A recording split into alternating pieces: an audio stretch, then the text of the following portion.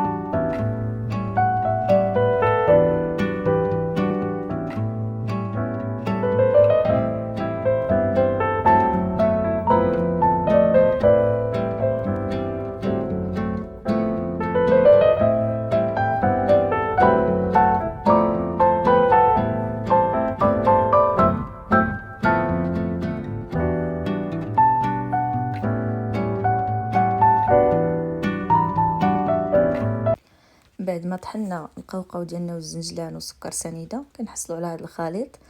كنزيدوا 4 المعالق ديال الزبده، نسيت ما ذكرتها لكم في الاول، كنحتاجوها ضروريه باش نجمعوا الخليط. دابا كنبداو بمقادير الناشفه. كنديروا المسكه الحره معلقه صغيره عامره، كنضيفوا معلقه كبيره ديال القرفه، صفر بيضه،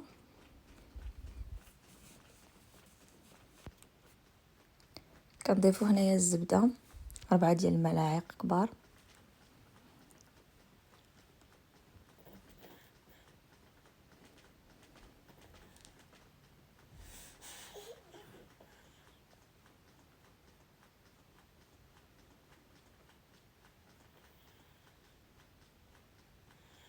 بعد كنخلطوا الخليط ديالنا مزيان بيدينا حتى كنرملوه وكنجمعوه بالماء زهر.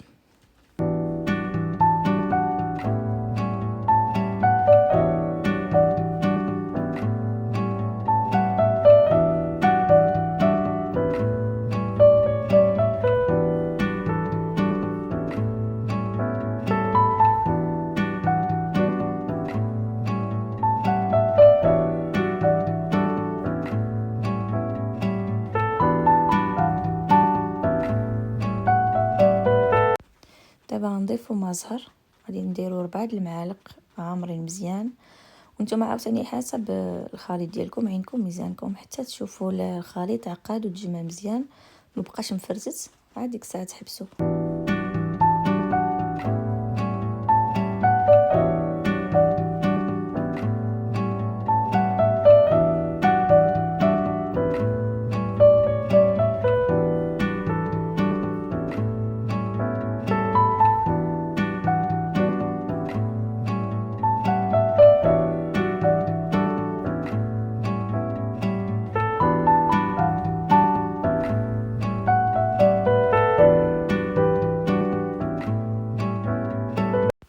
بعد ما جمعت الخليط ديالي غادي نشكل منه كويرات متوسطه الحجم، وغادي نديرهم في الطبسيل اللي ديجا غلفتو بالبلاستيك، او نتوما ديروه في بلاستيك غذائي، وغطيوهم ضروري تغطوهم باش ما يبسوش فاش تكونوا كتشكلوا البريوات ديالكم.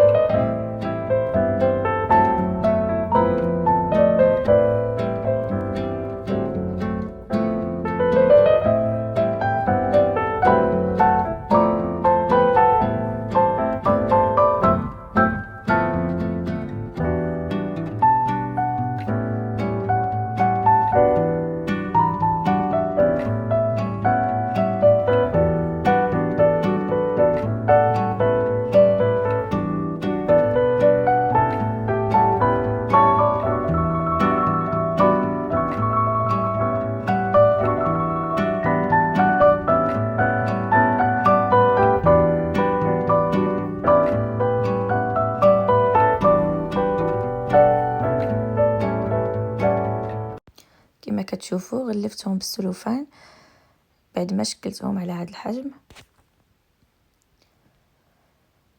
انا هنا عندي الورقه ديال الفيلو، واللي عندها الورقه د الدار او الورقه ديال اللي كتباع في المغرب ديك المدوره كتجي احسن في البريوات. انا ما توفرتش عندي وما كانش عندي الوقت باش ندير الورقه في الدار، استعملت الورقه ديال الفيلو. هي شويه صعيبه كتعذب في الخدمه، ولكن ماشي مشكل، نستعملوها حتى هي كتجي زوينه في البريوات ديالها، كيجيو مقرمشين وصراحه زوينين. تبعوا معايا. هنا غادي نحلوها وغادي نقطعوها على شكل طولي الحجم اللي بغينا، ولكم الاختيار. انا غنقطعها شرائط طويله متساويه الحجم. تبعوا معايا.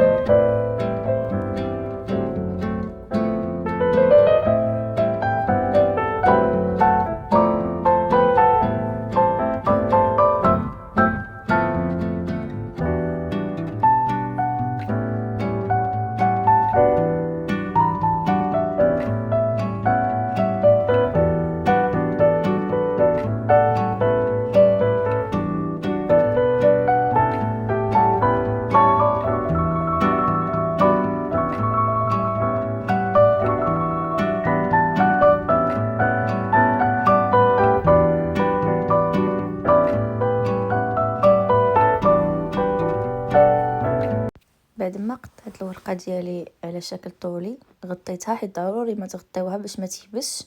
غادي نبداو دابا بسم الله على بركه الله. كيف ما كتشوفوا هنا دازت لي شويه الفيديو، ولكن غادي تشوفوا الطريقه. كنديروا الكريه في الجانب كنبداو نطويو على شكل مثلث ونجمعوا الجوانب. ضروري من الجوانب يتجمعوا تزير باش الورقه ديالنا ما تحلش في القلي. ونسدوها بالطحين والماء اللي ديجا وجدناه، العجينه ديال الطحين والماء. هنا تنقطعوا داك الزائد، تبعوا معايا. من بعد تنسدوها بالطحين والماء شويه، ما نكثروش باش ما تفزقش لينا البريوه وتخسر، اولا كنسدوها حتى بصفر بيضه. لكم الاختيار، وانا جو بريفير ندير الطحين والماء احسن. كيف ما كتشوفوا معايا هي البريوه ساليناها. غادي نعاود ندير معكم واحده اخرى ثانيه. غادي نحاول نطول شويه في الفيديو باش تشوفوا مزيان الطريقه للمبتدئات اللي ما تعرفوش يطويو مزيان. انا في الاول نسيت نقول لكم دهنوا بالزبده، حيت ضروري دهنوا بالزبده، سورتو الورقه ديال البسطيله ديال الدار. انا هذه الورقه ديال الفيلو حتى الا ما دهنتوهاش ماشي مشكل، يعني ديجا هي مخدومه بالزبده.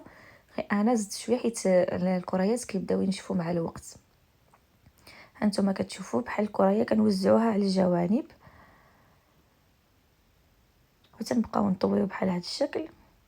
كنجمعوا الجوانب ونزيروا الورقه ديالنا. كنستمروا على هذا الشكل. تبعوا معايا في الفيديو، انا راه طولت لكم شويه في الفيديو باش تتبعوا الطريقه مزيان وباش تحصلوا على نتيجه يعني مزيانه، والبريوات يكونوا مجموعين وما يتحلوا لكمش في الطياب. غنستمر بحال هكذا حتى نسالي كاع الكميه اللي عندي. من بعد ندوز نطيب البريوات ديالي. تبعوا معايا.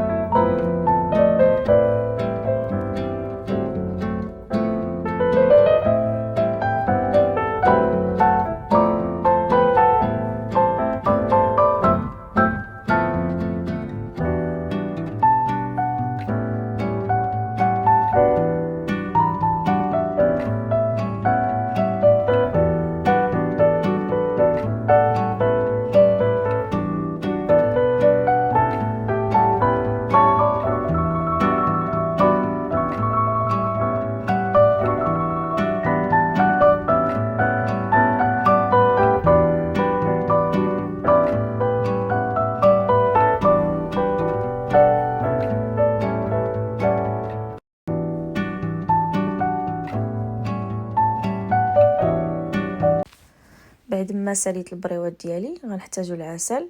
هنا في مقلاة درت الزيت حتى سخنت مزيان. عاد غادي نبدا نطيب البريوات ديالي. ضروري البنات ما تخليو الزيت تسخن مزيان عاد طيبوا فيها، ولكن غير تبداو طيبوا نقصوا ليها ضروري باش ما تخطفش لكم البريوه وما تحرقش او تحل.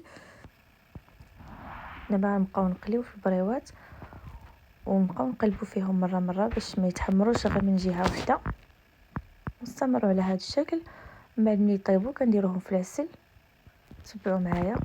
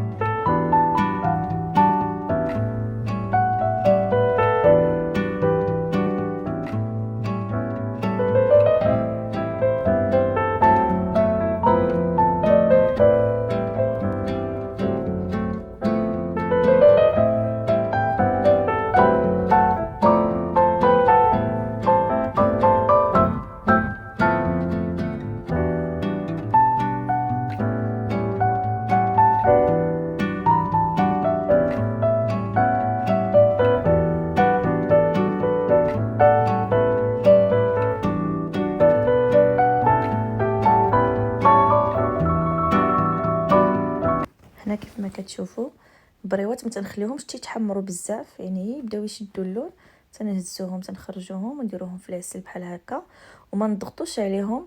نبقاو نهزو بالمعلقه العسل ونكبوا فوق منهم. من بعد كنديروا واحد المصفات او الشبكه اللي عندكم ديال الحديد وكتبداو تصفيو فيها بحال هذا الشكل باش داك الزائد ديال العسل كيمشي. حاجه اخرى نسيت نقولها لكم، يعني العسل خصها تكون بارده وتكون ثقيله كيف ما كنشريوها او كنحضروها ونديروا فيها البريوات ديالنا. وما حدنا كنزيدوا البريوات وهم حدا كتزيد تسخن وكتذوب، يعني ما تحتاجش تسخنوها او تذوبوها. وهذاك هو السر، يعني ملي تكون بارده البريوه كتشرب داك العسل وكتولي يعني مقرمشه وبنينه. المهم غنستمروا على هذا الشكل حتى نساليو الكميه اللي بقات لينا ونتلاقاو في الشكل النهائي.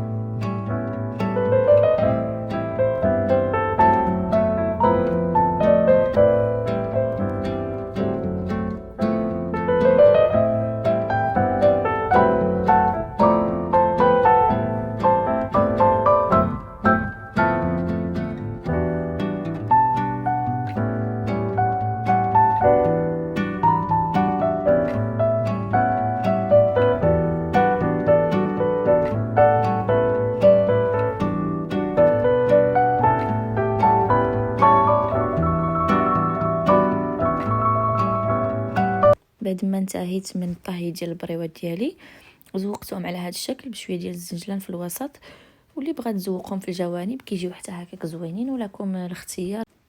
وبيان سور تختلف الاذواق، بغيتو تخليوهم حتى عاديين كتخليوهم عاديين، تيقوني راه كيجيو بنان بزاف. وداك المذاق ديال الكاوكاو كيجي معلك لداخل صراحه، يعني ما تشبعوش منهم، غير جربوهم. كنتمنى تعجبكم وصفه اليوم، ما تبخلوش عليا بالاشتراك والضغط على الجرس باش دائما يوصلكم الجديد. دمتم في رعايه الله، والى اللقاء في وصفه جديده ان شاء الله.